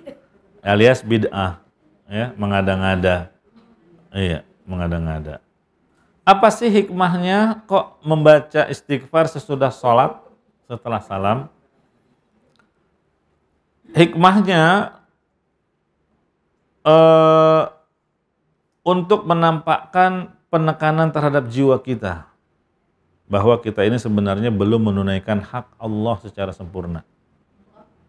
Iya, jadi untuk mengakui kekurangan dari sholat yang kita kerjakan. Maksudnya, nggak sebanding nikmat yang Allah berikan dengan kualitas sholat yang baru saja tadi kita kerjakan. Apalagi kalau sholat pikirannya melayang, ingat ke sana kemari. Apalagi kalau lagi ada masalah. Apalagi kalau proyek belum goal, ya. Hah?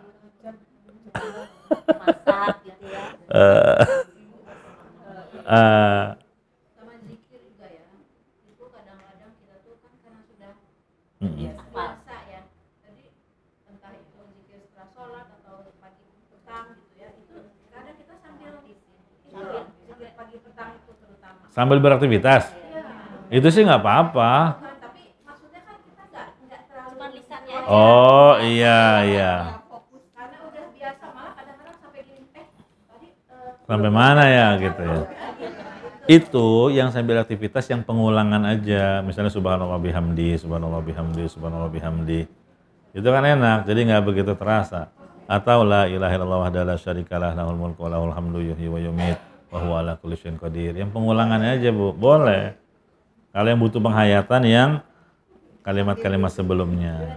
karena urutannya udah begitu ya Ustaz. Iya. Jadi sambil begitu mau zikir pagi terutama kita udah kepikiran saya harus gini harus gitu, jadi sambil Iya. keluar Masya Allah. udah sesuai urutannya aja gitu. Baik.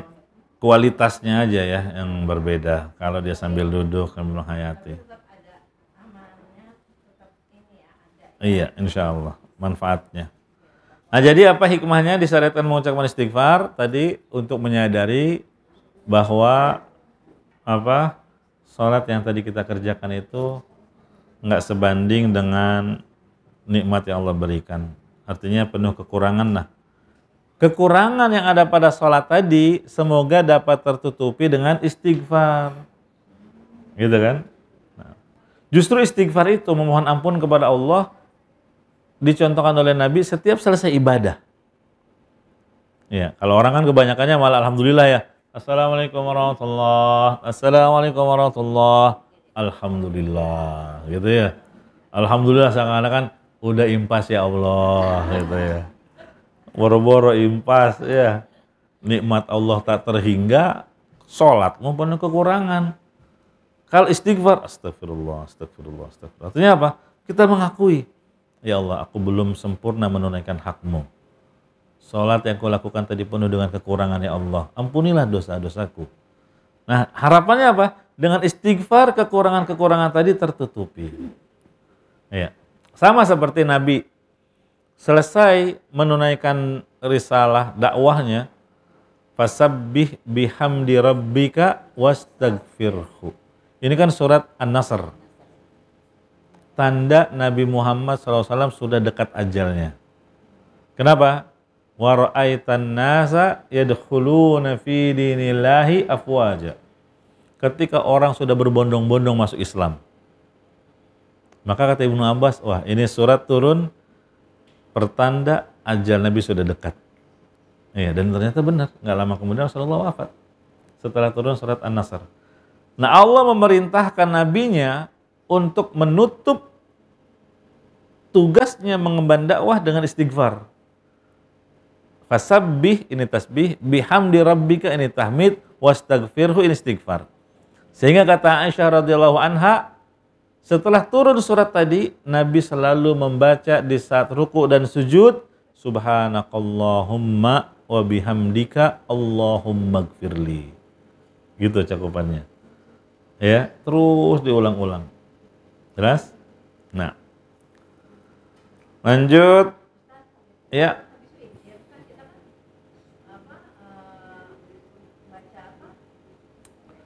Apa? Setelah witir, subhana malikil quddus.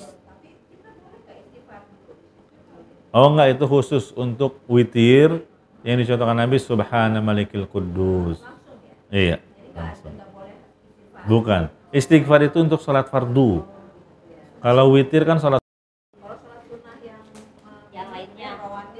Ada yang berpendapat boleh karena itu bagian dari idzan sarafa min sholatihi. Kan di hadisnya begitu. Nabi setiap selesai dari sholatnya. Semua sholat. Ada yang berpendapat enggak itu khusus untuk sholat fardu. Ada khilafiyah. Ya. Nah, tapi kalau untuk witir memang khusus dengan tadi subhanal malikil quddus, subhanal malikil quddus, subhanal malikil quddus. Gitu. Ada yang berpendapat, ada yang boleh. Ya. Subuhun quddusur rabbul malaikati warruh. Nggak ada istighfar. Istighfarnya bisa dilakukan setelah itu sambil nunggu azan subuh, karena itu waktu istighfar yang terbaik. Sebagaimana Allah sebutkan di surat Al-Quran, di antara sifat-sifat ahli surga adalah wabil ashari hum yastaghfirun. Mereka memperbanyak istighfarnya di waktu sahar. Waktu sahur, orang-orang yang mempuasa makan sahur, ya barangkali 30 menit sebelum azan subuh, itulah yang disebut dengan waktu sahar. Sahur itu adalah hidangan yang disantap di waktu sahur. Kalau kita pagi disebutnya breakfast, gitu kan?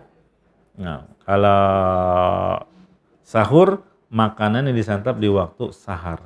Jadi, sahar itu nama waktu kurang lebih 1 jam atau setengah jam sebelum azan subuh. Itu waktu istighfar yang paling banyak. Perbanyak istighfar daripada baca Quran, daripada zikir yang lainnya. Iya. Doa juga boleh. Diselingi doa tapi perbanyak istighfar.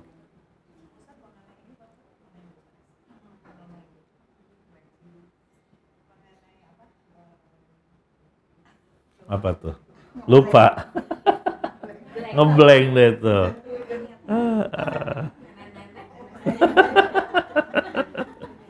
Ntar inget deh. Pas ustadznya udah pulang.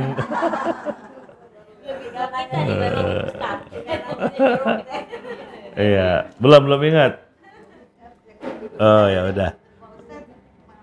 Kalau misalnya sholat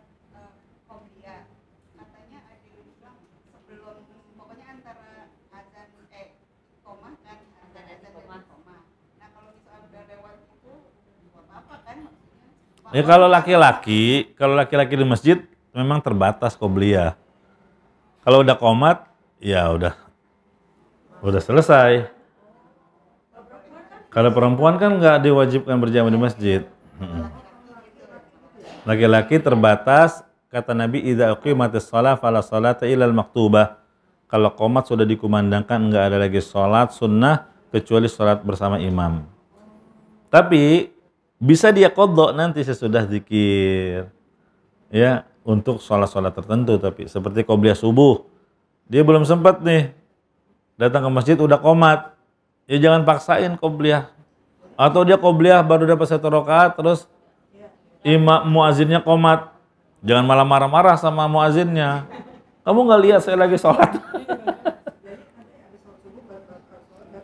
Iya. 2 cara. Cara pertama setelah zikir. Ya. Cara yang kedua setelah matahari terbit. Itu lebih afdal yang kedua.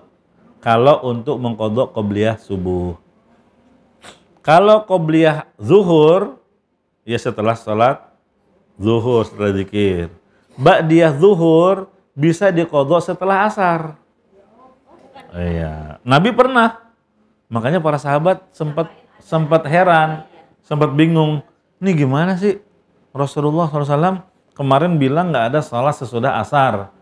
Kok tadi Nabi melakukannya? Iya, ternyata coba deh kita tanya. Tapi nanyanya nggak ke Nabi karena Nabi udah pergi, nanya ke istrinya.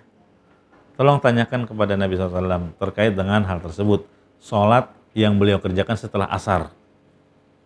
Maka kata istrinya, oh itu adalah ba'diyah zuhur yang belum sempat beliau kerjakan. Jadi hari itu Nabi kedatangan tamu. Tamu banyak mau masuk menyatakan keislamannya. Dan mereka minta bimbingan dari Nabi. Akhirnya Nabi menyambut tamu, mengasih bimbingan terkait dengan konsekuensi setelah syahadat. Nggak terasa, sudah sampai waktu asar. Dan Nabi belum sempat ba'diyah zuhur. Maka kata istrinya, 2 rakaat yang Nabi lakukan setelah asar, itu adalah qadha dari ba'diyah zuhur yang tadi belum sempat beliau kerjakan. Begitu Ibu. Jelas? Jadi yang namanya rawatib bisa diqadha, ya. Nah.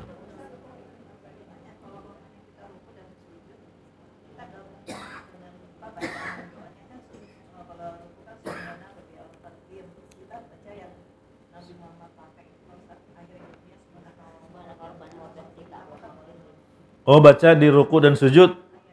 Boleh? Boleh. Oh, digabung. Enggak, itu variasi. Ibu kalau pilih subhana rabbiyal azim salah satu aja. Iya, misalnya ibu salat zuhur, rukunya subhana rabbiyal azim, subhana rabbiyal azim, subhana rabbiyal azim, semua ruku. Nanti asar baru ibu baca yang tadi. Subhanakallahumma rabbana wa bihamdika Allahumma gfirli. Itu boleh. Adapun menggabungkan beberapa macam bacaan dalam satu salat itu nggak ada contohnya dari Nabi, gitu ya. Ini agak sesuai tema ya. Kita kalau saya kan pernah jadi tahajud nih, udah subuhnya lama terus saya ketiduran. Tapi ternyata saya mendekati syuruk saya kebangun. Nah tapi kan katanya ada tanduk setan. Ibu belum sholat subuh. Oh, ketiduran, pas bangun syuruk. Nggak boleh sholat. Iya kan nggak boleh ya, tapi ada yang bilang segera ayo cepetan. Oke. Jadi gimana sih sebenarnya sebaiknya gitu? Jadi yang benar memang ada larangan sholat di saat matahari terbit, di saat matahari di tengah, dan di saat matahari terbenam. Karena ini menyerupai ibadahnya orang Majusi, penyembah matahari. Nah, kita jangan menyerupai mereka. Melakukan ibadah sama waktunya dengan ibadahnya orang Majusi. Iya. Tapi ini hanya untuk sholat sunnah mutlak. Untuk sholat sunnah. Adapun untuk sholat fardu, nggak berlaku larangan ini. Justru bersegera. Jadi qobliyahnya belakangan. Iya. Misalnya ibu terbangun, waduh, saya kesiangan bangun-bangun jam 6. Ya, jam 6 dan itu waktu matahari terbit. Ya, jangan-jangan terbangunnya karena bunyi alarmnya, karena bunyi waktu syuruk, kayak gitu ya. Terbangun, ini kan waktu syuruk, matahari terbit. Tunggu dulu lah 15 menit. Enggak, malah salah. Kalau untuk sholat fardu segera. Ya, segera. Sama, misalnya terbangun belum sholat asar. Tapi ini matahari mau terbenam ini. Iya, jangan ditunda, segera ambil air wudhu dan sholat asar. Jelas? Jadi yang dimaksud waktu terlarang sholat itu untuk sholat sunnah. Jadi qobliyahnya habis selesai berapa menit harus nunggu sholat dulu? Oh enggak, jadi ibu sholat fardu subuh, terus zikir, ya, zikir, terus mengqadha qobliyah. Lalu matahari sudah meninggi, begitu. Jelas? Iya. Silakan. Kalau tentang sholat isya ya Ustaz ya. Jadi bisa jadi kepala saya pusing atau saya ngantuk banget. Jadi akhirnya saya tidur dulu Ustaz. Karena saya nggak konsentrasi sholat isyanya. Iya. Terus akhirnya saya bangun jam 2 tuh. Jadi saya sholat isya sekalian sholat tahajud. Bisa nggak ya Ustaz? Iya. Kalau sifatnya insidentil boleh. Tapi kalau disengaja, saya mau tidur aja deh lebih awal. Nggak, isya dulu, udah azan loh. Ntar sekalian tahajud jam 2, itu nggak boleh. Kenapa? Karena waktunya sholat isya bukan sampai subuh. Jadi nggak semua waktu sholat berakhir dengan ketemu waktu berikutnya. Yang hanya ketemu waktu berikutnya itu cuma zuhur, habisnya sampai asar, itu betul. Tapi asar apakah sampai maghrib? Enggak, sampai matahari menguning. Maghrib, betul waktunya habis sampai isya. Apakah isya sampai subuh? Enggak, sampai tengah malam. Kalau setiap sholat waktunya berakhir dengan ketemu sholat berikutnya, enakan subuh dong. Subuh nggak habis sampai waktu zuhur tiba. Panjang bener tuh. Nah, jadi tengah malam. Dan tengah malam jamnya nggak mesti jam 24.00. Tergantung kapan maghrib, kapan subuh. Jadi hitung, misalnya maghrib jam 6 sore, 18.00. Ayo yang jago matematika, dihitung. Maghrib jam 18.00, jam 6 sore. Subuh 4.30. Hitung ada berapa jam, bagi 2. Itulah tengah malamnya. Ketemu nggak? Jam berapa, Bu? Nggak mesti, bukan jam 12. Itu kalau jam 12, maghribnya jam 6, subuhnya jam 6. Ayo. 11 seperempat. Jam 11.23 lewat 15 menit itu tengah malam. Enggak, kalau gambarannya seperti tadi. Ya.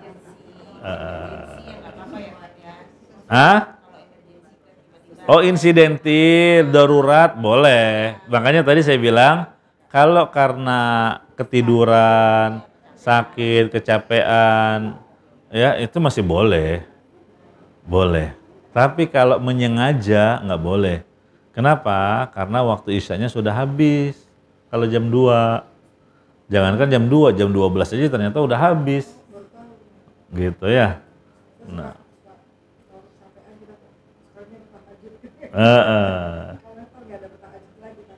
Iya, padahal sholat itu harus dikerjakan pada waktu yang sudah Allah tetapkan.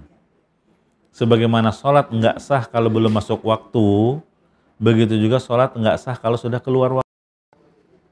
Ya kan? Nah, kalau seperti yang tadi direncanakan sekalian tahajud, berarti dia mengerjakan sholat isya sementara sudah keluar waktunya.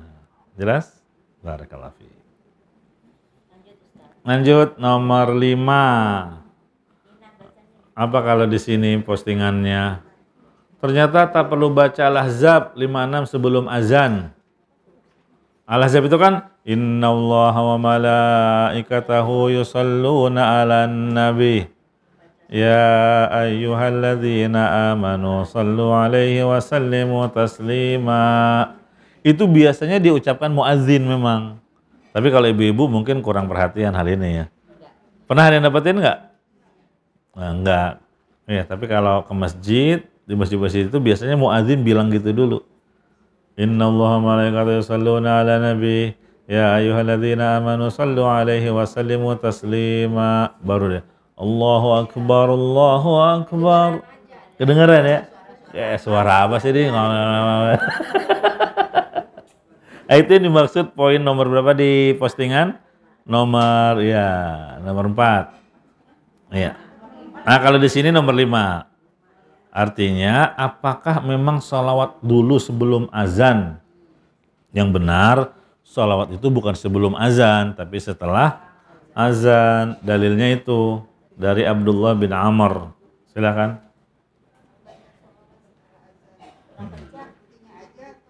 Iya, artinya aja.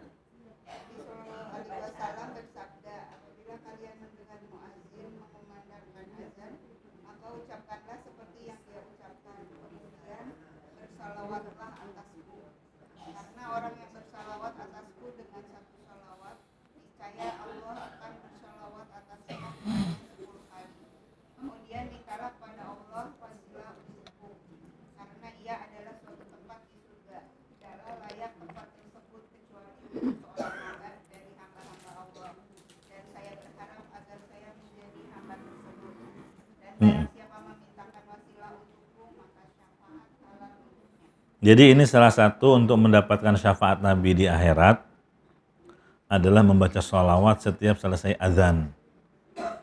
Jadi kalau mendengar azan berkumandang itu peluang pahala besar. Apa yang kita lakukan? Jawab muazzin. Jadi ketika dia mengucapkan Allahu Akbar, ikuti Allahu Akbar, Allahu Akbar. Terus kecuali hayya 'alas shalah, hayya 'alal falah, kita jawab la haula wala quwata illa billah. Kalau azan subuh, yang mana? La haula wala quwata illa billah. Enggak, sampai billah aja. Iya. Nah, kalau as-salatu khairum minan naum, jawabnya sama, as-salatu khairum minan naum. Iya. Setelah selesai baru baca doa sesudah azan. Allahumma rabba hadhihi da'wati tammah wassalatil qa'imah ati Muhammadanil wasilata wal fadilah wab'athu maqama mahmudan alladhi wa'atta. Enggak sampai apa lafzul mi'at. Innaka la tuhliful mi'ad, dhaif tambahannya. Iya.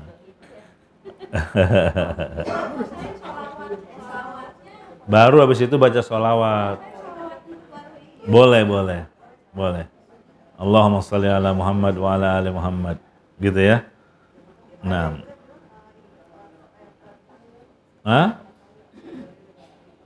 Oh, itu pada saat redaksi dia mengucapkan asyhadu an la ilaha illallah. Nah, kita ikuti.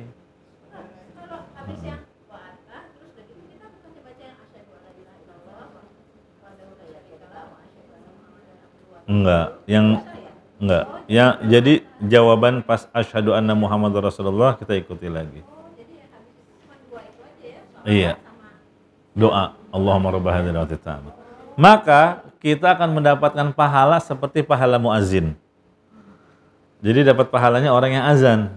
Sedangkan orang yang azan di akhirat lehernya panjang sebagai bentuk kemuliaan. Iya. Kalau sekarang leher aneh, panjang. Kalau di sana kemuliaan, kenapa? Di saat orang-orang tenggelam dengan keringatnya, ada yang sebetis, ada yang selutut, ada yang sepinggul. Ini lehernya panjang, gimana mau tenggelam? Gitulah kemuliaannya muazzin. Lah kan kita nggak pernah azan, jawab seperti yang diucapkan muazzin. Tapi azan yang live. bukan rekaman. Dari TV. Rivi rekaman apa live dia? Rekaman nggak jawab. Mendingan jawab yang langsung live dari masjid. Yang di TV dikecilin aja atau dimatiin. Kadang-kadang kalau dari yang TV kan pendek Ustaz dibandingin sama yang rumah kan panjang gitu ya. Ya kadang-kadang suka ambil dari TV karena mau lebih cepat sholat padahal salah. Ustaz. Salah. Apalagi kalau TV-nya ternyata TV Surabaya. Lebih dulu dia. Belum masuk waktu. Apalagi TV Makassar ya. Kan beda waktu ya. Raditu billahi rabba. Itu aja bacaan. Di antara zikir sudah azan. Iya. Raditu billahi rabba wa bi Muhammadir rasula wa bil islami dina. Ada zikir-zikir sesudah azan, ya itu betul. Termasuk kalau itu. Asyhadu an. Iya. Boleh juga. Iya. Iya bacanya cepat. Iya. Adapun makna salawat, apa sih maksudnya Allah bersalawat kepada Nabi? Maksudnya pujian Allah kepada Nabi Muhammad di sisi para malaikat. Adapun salawatnya malaikat, malaikat berdoa kepada Allah untuk Nabi Muhammad SAW. Begitu. Udah azan, saya ke masjid. 1 poin lagi. Next. Hah? Belum selesai Ustaz ya. Belum, kok selesain aja. Apa? Udah azan. Ini satu lagi yang kalian di postingan apa sih? Iya, kan di sini. Oh ya, sebelumnya. Ternyata keluar toilet cukup baca gufronaka, gitu ya. Kan kalau orang-orang bacanya itu alhamdulillahilladzi adhaba 'anil adza. Iya. Ada. Udah panjang ternyata dhaif wa afani.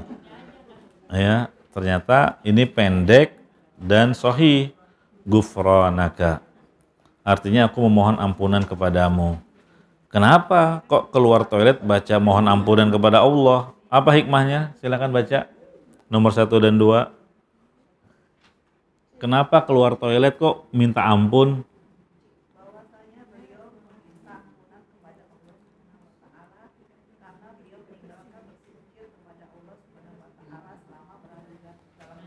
Iya, karena Nabi itu lisannya senantiasa berzikir. Kan disebutkan oleh para sahabat, Nabi itu berzikir pada semua keadaannya.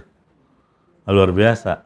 Yang dia nggak berzikir cuma lagi di kamar mandi. Karena memang kamar mandi nggak boleh sambil zikir.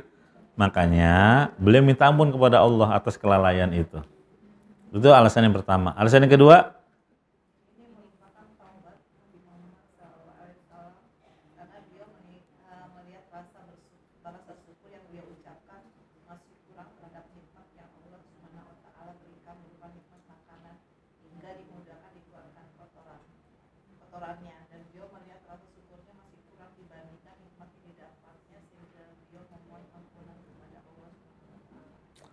artinya orang ke toilet kan buang kotoran. Sebagaimana Allah memudahkan kita membuang kotoran di tubuh, kita berharap dengan istighfar gufranaka Allah juga membuang kotoran-kotoran dosa dari jiwa kita. Jadi lahirnya keluar kotoran, batinnya diampuni dosa-dosa. Itulah diantara hikmah kenapa kok keluar toilet malah bilang gufranaka. Jelas ya? Baik, sampai sini dulu. Kurang lebihnya mohon maaf. Subhanakallahumma bihamdika asyhadu an la ilaha illa anta astaghfiruka wa atubu ilaik. Walhamdulillahirabbil alamin. Wassalamualaikum warahmatullahi wabarakatuh.